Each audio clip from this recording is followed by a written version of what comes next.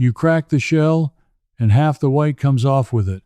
Little craters all over the egg. That torn, ugly mess sitting in your hand. You did everything right. You boiled the water. You set the timer. And still, the shell fights you like it was glued on. Here's the truth nobody told you.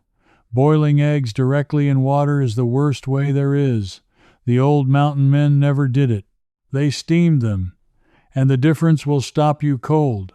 I learned this over a cook fire at about 9,000 feet, watching an old trapper named Emmett do something I thought was crazy. By the end of this, you'll do it his way for the rest of your life. Stick with me, because near the end I'll give you a trick from an 1824 Virginia household book that peels an egg in 3 seconds flat. Now let me back up and tell you how dumb I used to be about this. For most of my life, I boiled eggs the way everybody boils eggs. Fill the pot, drop the eggs in the cold water, turn the burner to high, wait for the roll, then let it churn for 10 or 12 minutes, however long my mother used to say. I never questioned it. Why would I? It's what everybody does. It's what the box says. It's what every cooking show on television shows you, and every single time I fought that shell. Sometimes it peeled clean, and I'd think I finally cracked the code. Then the next batch, from the same carton, cooked the same way, would come apart in my hands like wet paper, gouged whites, pockmarks. I'd stand at the sink picking little flecks of shell off my fingertips, throwing away half the egg, telling myself that's just how eggs are. That's just how eggs are. That's the lie I lived with for 40 years. And I want you to notice something, because this is the part that still makes me a little angry when I think about it. Nobody ever told me there was another way. Not one cookbook. Not my mother, God rest her, and she was a fine cook. Not a single one of those glossy magazine recipes. They all said the same thing. Boil the water. Drop the eggs. And they were all wrong. Or at least they were all handing me the hardest, most wasteful method there is and calling it the only method. I didn't figure out the truth in a kitchen. I figured it out on a mountain. And that's where this story really starts. It was late fall, elk season, up in high country where the air is thin and the nights bite down to the bone. I'd hauled myself up to a camp shared by an old-timer named Emmett, a fellow who'd spent more years living off the land than I'd been alive. Wiry man, hands like tree bark. The kind of man who didn't waste a word or a calorie.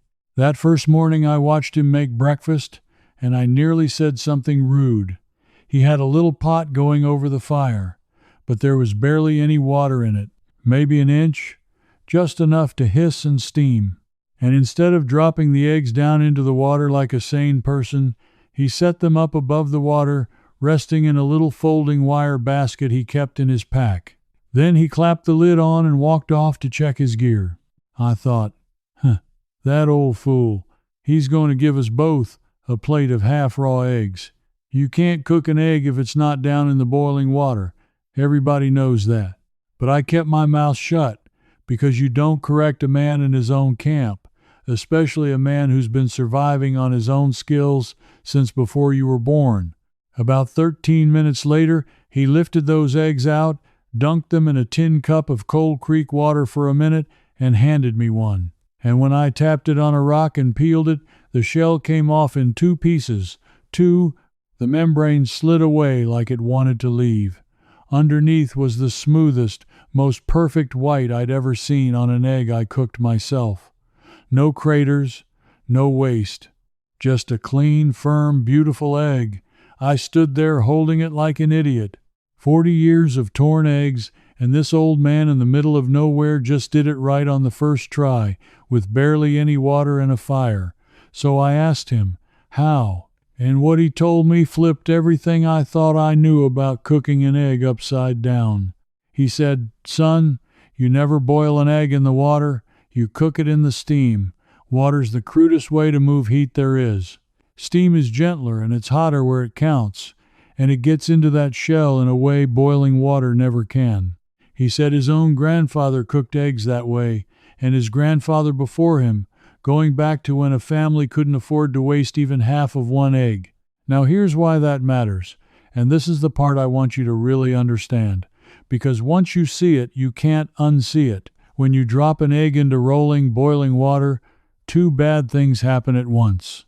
First, that egg is cold, straight from the icebox, and it hits water that's churning at a hard boil. The shock cracks the shell. You've seen it, that little wisp of white that leaks out and turns the water cloudy. That's your egg splitting open before it ever cooks. Second, and this is the big one, boiling water is violent. It slams the egg around, and it drives the heat in unevenly and too hard. The outer white cooks fast and tough while the inside is still catching up. That's what makes the white rubbery. That's what makes it grip the membrane and refuse to let go when you peel it. Steam is different. Steam surrounds that egg gently and evenly. It doesn't knock it around. And here's the strange part. The part that took me years to understand. Steam actually gets in through the shell. An eggshell isn't solid. It's got thousands of tiny pores, more than 17,000 of them on a single egg. Steam works its way in through those pores and lifts the membrane away from the white as it cooks. That's the whole secret to a clean peel. The steam does the separating for you before you ever touch it. But there was something else going on up on that mountain that made the difference even bigger, and it took me a long time to piece it together. It has to do with the altitude, and once I explain it, you're going to understand why so many people struggle with this and never know why. Down at sea level, water boils at 212 degrees. That's the number everybody knows. But that number is a liar, because it changes the moment you climb. Up where Emmett had his camp, near 9,000 feet, water doesn't boil at 212. It boils at around 195 degrees. Climb higher to 12,000 feet, and it drops to about 189. The thinner the air, the lower the boiling point. That's just plain physics. So think about what that means. A man cooking at altitude who drops his eggs in boiling water is cooking them in water that's a good 15 or 20 degrees cooler than the Flatlander's water, even though both pots are boiling just as hard. His eggs come out underdone, or he leaves them in longer and they turn to rubber. The mountain folk figured out generations ago that boiling was unreliable up high. But steam still carries its heat. Steam still does its work. That's why the mountain method survived where the boiling method failed. Necessity taught them what comfort never taught the rest of us. It's not that the knowledge was lost by accident, it's that the people who never needed it, the people down in the comfortable valleys with all the eggs and all the fuel they could want, they never had to learn it. And their way, the wasteful way, is the way that got written down, printed up, and sold to the rest of us as the only way. Now I want to talk about who profited from you never learning this, because it's not as innocent as it looks. Think about how many eggs you have ruined in your lifetime. Not thrown out whole. I mean the half of each egg you've picked off and washed down the drain because the shell tore it apart. If you're like I was, that's a third of every hard-cooked egg gone, wasted. Over a lifetime, that's hundreds of dollars of good food, right down the sink. And who benefits when you waste food? The people selling it. You buy more, you cook more, you waste more, you buy again. A family that gets every bit of every egg is a family that buys fewer eggs. A family that ruins a third of every batch is a customer for life. Nobody sat in a boardroom and banned steaming eggs. I'm not saying that, but I am saying that the convenient method, the wasteful method, the one that keeps you buying, is the one that got promoted everywhere while the thrifty old mountain way quietly disappeared. Waste is good for business. Thrift is not. And guess which one ended up in every cookbook? The old-timers knew the value of a single egg in a way we've forgotten. Back in the 1800s, out on a homestead, eggs were currency. Folks traded them at the general store for coffee and sugar and nails. A woman who wasted half her eggs was wasting money her family didn't have. So she learned to steam them, to coddle them, to get every last bit of nourishment out of every shell. That knowledge wasn't a hobby. It was survival. And survival knowledge is exactly the kind of thing that fades away the moment life gets easy and the store gets close. Now here's where I need to stop and talk directly to some of you. I know there's a fellow watching right now thinking, that's fine for a man camped on a mountain with a fire and a wire basket, but I've got a regular kitchen and a regular stove, and I'm not hauling anything up to 9,000 feet. This has nothing to do with me. Friend, this next part is exactly for you, because you do not need a mountain. You do not need a campfire. You do not need one single special thing you don't already own. You can do this in your kitchen tonight, and it costs you nothing. Here's all you do. Take any pot you have with a lid. Put about 1 inch of water in the bottom, just 1 inch. Now you need to hold the eggs up out of that water, and you almost certainly already own something that'll do it. A metal steamer basket, the little folding kind, works perfect. No steamer basket, a metal colander that sits in the pot works. Even a small heat-proof dish flipped upside down with the eggs balanced around it will do in a pinch. The only rule is the eggs sit above the water, not in it. Now here's the part that's different from boiling, and it matters. You bring that inch of water to a boil first, with the lid on, before the eggs ever go in. Get it steaming hard. Then you set your eggs in. Straight from the refrigerator is fine. Put the lid back on, and you start your timer. And that's when it hit me why I'd never heard of this, and if you want to go even deeper into the knowledge that got buried, I want to tell you about something I put together for exactly that reason. I wrote it all down, the old methods, the mountain skills, the thrifty household wisdom that got quietly traded away for convenience in a book called Mountain Roots. Everything Emmett showed me, everything I dug up from old household manuals and generations of hard-won experience, it's in there in plain language you can put to use right away. If this way of thinking speaks to you, the book goes a lot further than 1 egg. You can find it mentioned in the description below this video. But back to what Emmett's lesson revealed about the difference between steam and boiling water and why it matters more than you ever imagined. For a soft, runny yolk, about 6 to 7 minutes. For a jammy, custardy middle, about 10 minutes. For a fully hard-cooked egg, 12 to 13 minutes. Same steam, you just change the time. And then the last step, the one nobody skips who's done this twice. The second that timer goes off, you pull those eggs out and you plunge them into a bowl of ice water. Cold as you can get it. Let them sit 5 minutes.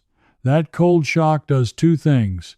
It stops the cooking dead, so you never get that ugly gray-green ring around the yolk, and it makes the egg contract inside the shell, pulling away from the membrane, so the peel practically falls off. That's it. That's the whole method. 1 inch of water, steam it hot, eggs above the water, 12 to 13 minutes, ice bath. You will not believe the difference until you do it. The first time I did it in my own kitchen at home, at regular old sea level elevation, I peeled 6 eggs in a row, and every single shell came off in 2 pieces. 6 for 6. After 40 years of torn, wasted eggs, I actually laughed out loud standing at my sink. Let me tell you about that gray-green ring, because that's another thing everybody thinks is normal and it isn't. When you overcook an egg, or cook it too hot for too long, the iron in the yolk reacts with the sulfur in the white and forms a gray-green layer right where they meet. It's harmless, but it tastes faintly of sulfur, and it looks like the egg's gone bad. Every one of those rings is a sign the egg got cooked too hard. Steam plus an ice bath, done to the right time, and you will never see that ring again. I haven't seen one in years. Now, some of you are keeping backyard hens or buying farm-fresh eggs from a neighbor, and you've noticed something maddening. The freshest eggs, The best eggs are the absolute worst to peel. You'd think fresh would be easier. It's the opposite, and there's a real reason for it, and understanding it is going to make you even better at this. A fresh egg, just a day or two old, has a white with a low pH. It's more acidic, and in that state the white clings ferociously to the inner membrane. That's why a fresh-laid egg peels like a nightmare.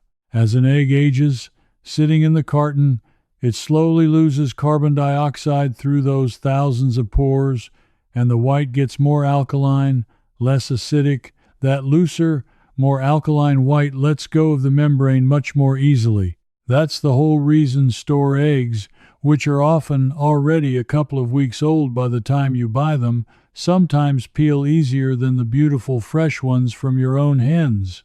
The old solution, and I'll get to the very best version of it in a minute, was to let your eggs sit a week or 10 days before hard cooking them. If you've got fresh eggs and you want them for peeling, don't cook the newest ones.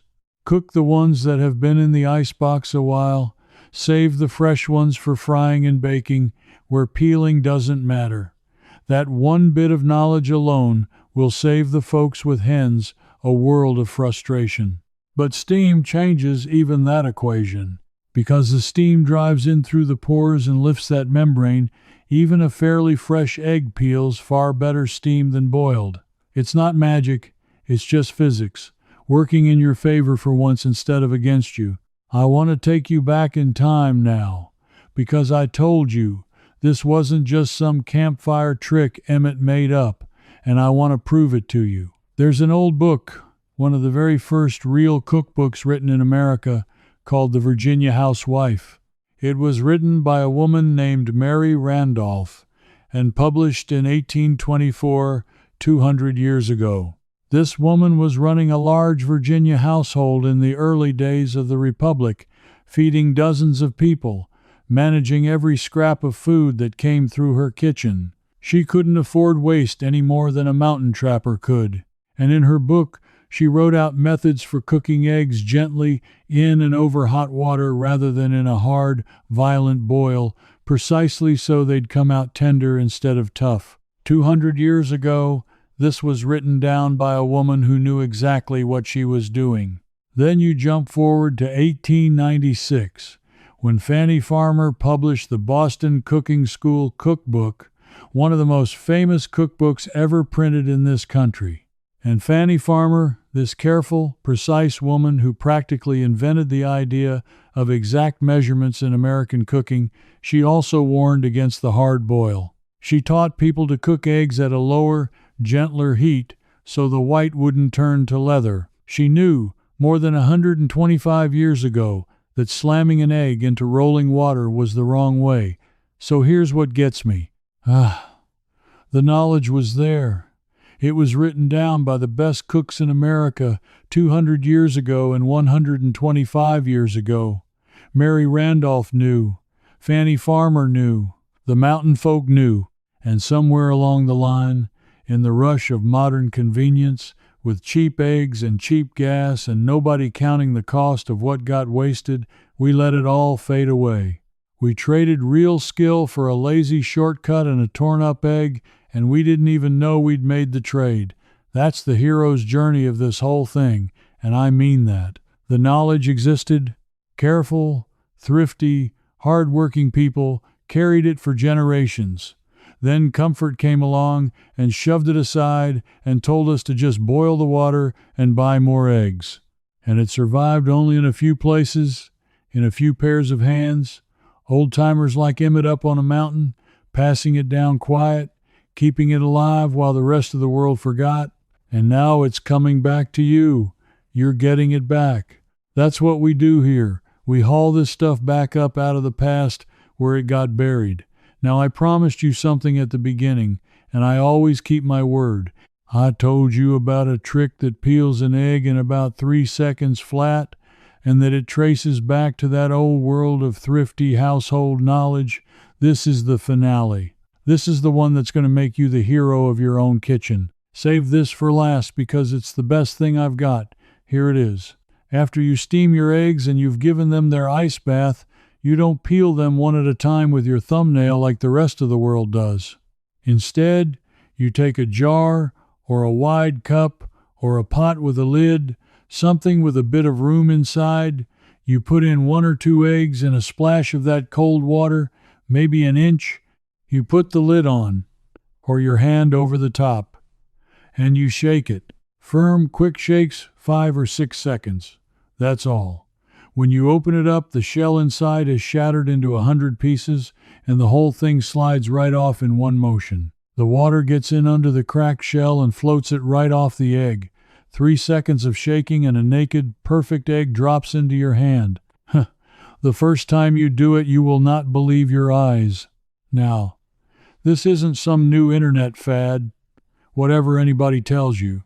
This is exactly the kind of quick, clever, no-waste kitchen work that thrifty women were doing generations ago, the same practical spirit you find running all through the Virginia housewife and those old household manuals. The idea is simple. Don't fight each egg by hand. Use motion and water to do the work for you, all at once.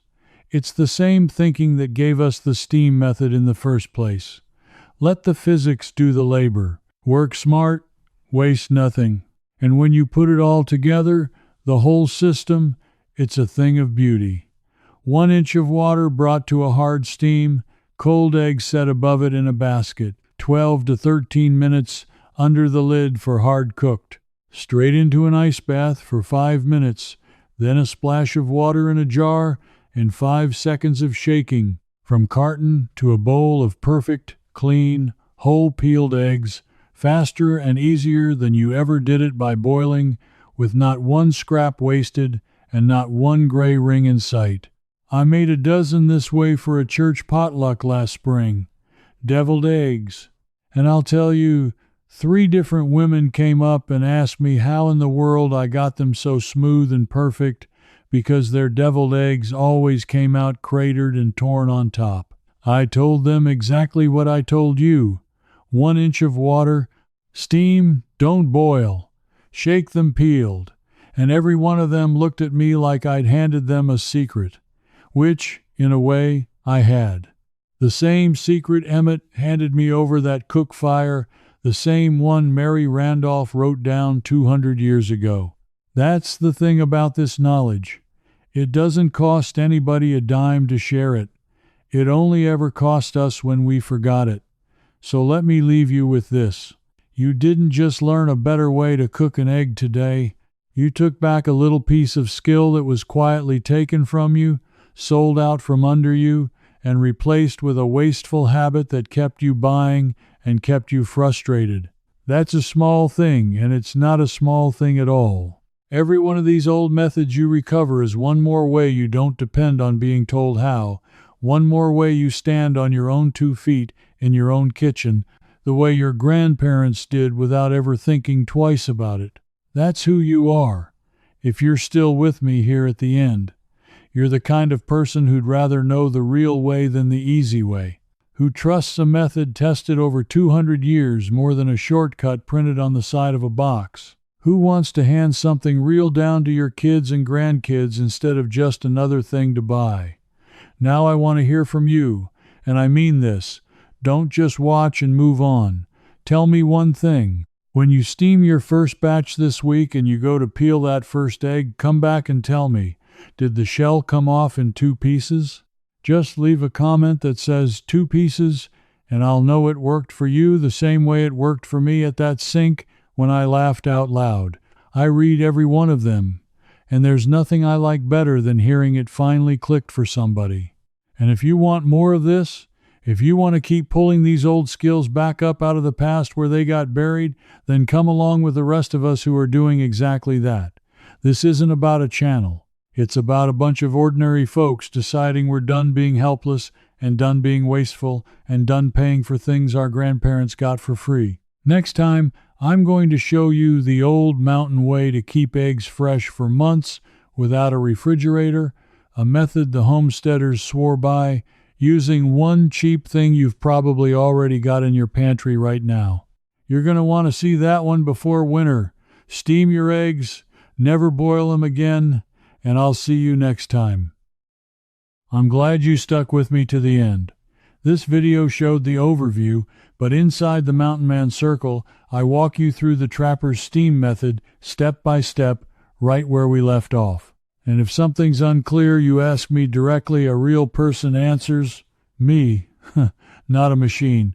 Folks like you already belong in there. Just point your phone's camera at the code on screen. Cancel any time with one click.